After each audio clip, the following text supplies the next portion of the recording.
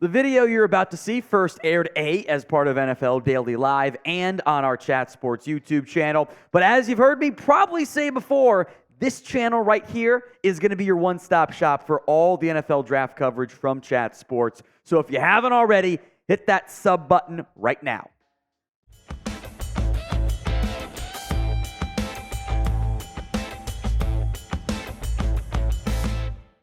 There's a new mock draft out from ESPN's Mel Kiper, who he tried to hype as his first crack. No, it's like your seventh crack, but it's fine. It's fun. We love mock drafts here at Chat Sports. That's why we do one each and every single week at minimum. At number 1 for Mel, Caleb Williams. The Chicago Bears picked their new quarterback there. If I had to guess, and again, it is January, still a lot to be decided there, I think Mel was right that Williams ends up being the number 1 overall pick. Now for a shocker. Jayden Daniels off the board here at number 2 overall. No, there's no coach yet, so I think we're maybe trying to get a little, buzz going for the mock draft. I like Daniels a lot. I would not take him over the number 3 pick, Drake Maye. I think Maye gives me some Justin Herbert vibes in a very positive sense. Both these teams need quarterbacks, so if one's there and they believe in them, you have to take them. I just think that I think Maye brings you a little bit less chaosness. Like, Daniels is electric. He's awesome. He's fun. Don't get me wrong. He's worthy of a top 10 pick as far as I'm concerned. But I've watched Drake Maye with a bunch of different personnel out there making things happen, having success. To be fair, it's not always how it plays out in the NFL. Jayden Daniels is probably going to have 2 first-round receivers on his team. Now, it worked out just fine for C.J. Stroud. Don't get me wrong on that front. But I would take Drake Maye over Jayden Daniels, but I'm not anti-Daniels. I don't want to make it seem like it's that way because I don't love this pick here by Mel. Daniels is fun. I wish he protected his body more. He's out there playing like Josh Allen sometimes. He does not have the body armor that Josh Allen does, and that is a concern for me. So do you agree with me or disagree? Pick a quarterback. DM for Drake Maye or JD for Jayden Daniels. Let's say Caleb Williams goes number 1 overall. You are the Commanders. Who are you taking with that number 2 pick? DM for Maye, the UNC quarterback, or JD for Daniels, the LSU quarterback. Number 4 is Marvin Harrison. This is the easiest pick in NFL history, barring chaos. If you're the Cardinals, you need a receiver. You have the best one. I've scouted in my brief time doing this. Boom. Done. Easy. By the way, Marvin Harrison will be my number 1 player. The only guy on my board in terms of tiering, when it's all said and done, I've done in recent years, it's going to be in the same range as Marvin Harrison, has been Quentin Nelson. That caliber of player. Number 5 is Brock Bowers, the LA Chargers there. Can argue receiver or offensive line for me.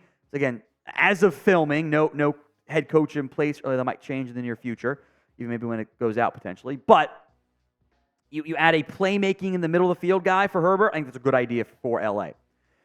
The Giants at 6, I think also pretty easy. Malik Nabers. I actually get some Odell Beckham vibes from him.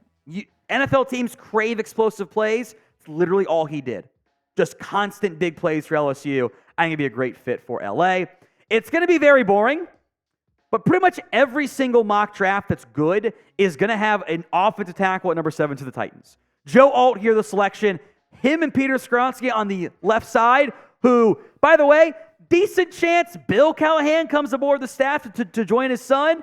It's setting up for a bright future in Tennessee. Our first defensive player here off the board, Dallas Turner, the edge out of Alabama. You've got some veterans in there. We'll see what they do with guys like Bud Dupree, etc. But adding more pass rush talent does make sense. I don't love this early defensive class. Turner, though, I think is the safe pick. I'll explain why I emphasize safe. The first defensive player taken this year. Bears go quarterback, then get a wide receiver. Odunze. I like his game a lot. Really fun receiver who, in last year's class could have been in the number 1 receiver conversation, but he's stuck behind 2 great players in Marvin Harrison and Malik Nabers. He and DJ Moore, you got playmakers now for your new franchise QB. Defense also very much in play. Jets go to the podium quickly here. Fashanu out of Penn State. Young player, 1 sack in his 21 career starts for Penn State. Is not a finished product yet. That's not a bad thing. He's got a lot of talent there. Protect Aaron Rodgers / your future quarterback down the road makes a lot of sense. Today's show is made possible by Game Time. It's the fast and easy way to buy tickets for whatever sport, music, comedy, theater event near you. And imagine if you were out in Vegas for the big game this year and you had an extra $100 just laying around. Well, you can, thanks to Game Time. Any user who buys a ticket to the big game with promo code VEGAS100 gets $100 off. So if you are planning to go out to the big game, you know what game I'm talking about, use promo code VEGAS100 for $100 off. If you are going to it, you have to use Game Time. Otherwise, you are leaving money on the table. So again, go to GameTime.co, create your account, or if you've already downloaded the app and are a user, you just use promo code VEGAS100 for $100 off your big game ticket. If you are not going, it's okay too. You can still use promo code NFLChat for $20 off whatever your next ticket purchase is for sporting events, music, theater, etc. That applies to anything. Promo code NFLCHAT, $20 off your first purchase, or promo code VEGAS100 for $100 off only a big game ticket. Link and promo codes are in the comments section and the description of today's show. Number 11, Nate Wiggins out of Clemson. I'm not in love with it, but I get it. It fills a need. You can argue Wiggins is the number 1 corner this year. He's not my number 1, but he's not far behind it there. I have no major issues there.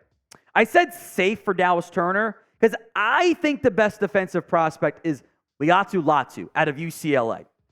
The issue here is he medically retired from football in 2021 at Washington.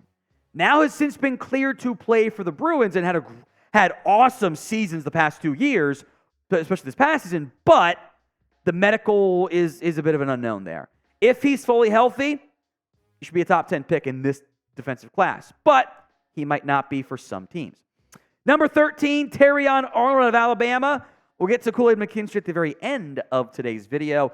Arnold offers a bit more inside, outside stuff, but I think corner's a huge need for the Raiders, so I get it. Brian Thomas Jr. here from LSU, sticking in the area to the Saints. Teams typically love 6'4" receivers who can fly. That's what Brian Thomas is. I would not be shocked if he goes just before Keon Coleman here. Now, Mel mocks this as a basically Michael Pittman Jr. replacement, which is fine. Coleman is one of the younger players in this year's class. I love drafting young guys because they're really good as young guys. Imagine how they'll be in 2 or 3 years as they continue to mature. So receiver with Coleman and Richardson plus Downs and Pierce, that's fun. Here's J.J. McCarthy, number 16 to the Seahawks. The Geno Smith contract is fairly team-friendly, but they might try to upgrade. McCarthy is a massive boomer bust prospect. He has some great pros, mobility, arm strength. Some of those throws look just super, super impressive. There's also moments of he's not making that many actual NFL throws. It's all play action and rollouts. And if a team could only design a rollout right play, McCarthy would be the number 1 pick in the NFL draft every year because he's awesome at it. But there's still a lot of growth left to be done. But he's also way younger than Nix and Penix are. Imagine if McCarthy spent 3 more years in college. That's where he'd be age-wise. So massive boomer bust pick here. Seattle, depending on who they go with the quarterback here, might be intriguing. So should J.J. McCarthy go in round 1? Y for yes, N for no. Go ahead and sound off for me in the comments section right now. I am a big fan of Cooper DeJean's game. The cornerback out of Iowa did break his leg in November. He can play inside, outside, safety. Jags need secondary help. It just makes sense.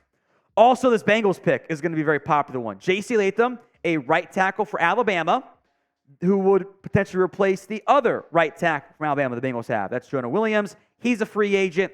1-for-1 swap. It just makes sense. Jared Verse, inconsistent at times at FSU. Really dominated down the stretch this year, but was kind of MIA for a good half of the season. You pair him with Byron Young and Kobe Turner, two young, talented defensive linemen. I like that trend for the Rams, who quickly turned things around, right? After a little reset year. Funny how that works. Kamari Lassiter out of Georgia to pair with Joey Porter Jr. A couple other corners I like more, but they didn't really throw his way, and that matters a lot for me. Teams aren't throwing your way in college. I think that means you're pretty good. Number 21, Troy Fontenot out of Washington to the Miami Dolphins. He can play left guard for you, fill that kind of need as a tackle for the Huskies. Probably going to play inside in the NFL. Taliese Fuaga, the pick here for Philadelphia. Now, few teams really stick with the big key positions in the same way that Philadelphia does of, receiver, offensive line, pass rush, corner, or quarterback in the first round. They also just drafted Tyler Steen, who I thought was going to be a tackle option for them in the third round. Maybe it's not. I get Lane Johnson is old, but you're probably going to have to fill somebody in at guard. And maybe their path here, as I kind of talk myself into this, because Mel mentioned only Lane Johnson. Maybe what you would do is put Cam Jurgens in at center and put Fuaga in there on the right side somewhere, with Steen on the right side somewhere down the road. Maybe that's your best path. But that defense needs help. So to pass on defense, it was kind of surprising to me. I like this Jerzon Newton pick back on the positive side here. Impact 3 technique type. It's exactly what the Texans need as they continue to move forward into the D'Amico Ryans focused players. Who is your favorite prospect in the 2024 NFL Draft? Sound off for me in the comment section today. In my latest Cowboys 7-round mock draft, I had the exact same pick. I hate when Mel does that, or when the unfortunate luck happens that way, I guess. You plug Jordan Morgan in there at left tackle. You keep Tyler Smith at left guard. Now you've stabilized your future on that side. Number 25, Kingsley Suamataia out of BYU. Say that one 10 times fast. David Bakhtiari, I don't know if and when he's going to play again. Suamataia has left tackle upside coming out of BYU. Big person, big man, adding a left tackle. I will never be mad about late round 1 offensive line picks, unless it's who was the Eagles firefighter guy? Oh, it's gonna pain me forever until I can think of that. The Danny Watkins, who did not work out very well for Philadelphia. All right, Chop Robinson, number 26 here to the Bucs. The production is not there. The traits are kind of like Odafe Owe, kind of get vibes similar, like expected production versus traits, etc. It's a big deal there for Chop. Adding him to a long-term pass rush with Yaya Diaby kind of flashing, it's intriguing. Arizona takes Tyler Guyton out of Oklahoma. I think what you would do long-term here is you might have to – DJ Humphries is uncertain status. You take Paris Johnson in there at the left tackle down the road, Guyton on the right side. Again, I would love some defensive help here for Guyton, or for Arizona, but Guyton is a very promising offensive tackle prospect. A.D. Mitchell out of Texas. I've never been a big Gabe Davis fan, too streaky for me. Mitchell has some streakiness as well, but there's a lot of upside there to pair with Diggs and others moving forward. And the first 28 picks, draft order set in stone. The last 4 are based on the ESPN FPI projections, so yell at them, not me.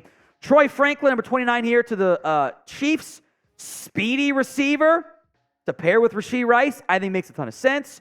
Quinyon Mitchell to the Detroit Lions. A MAC player, very rare for the first round, right?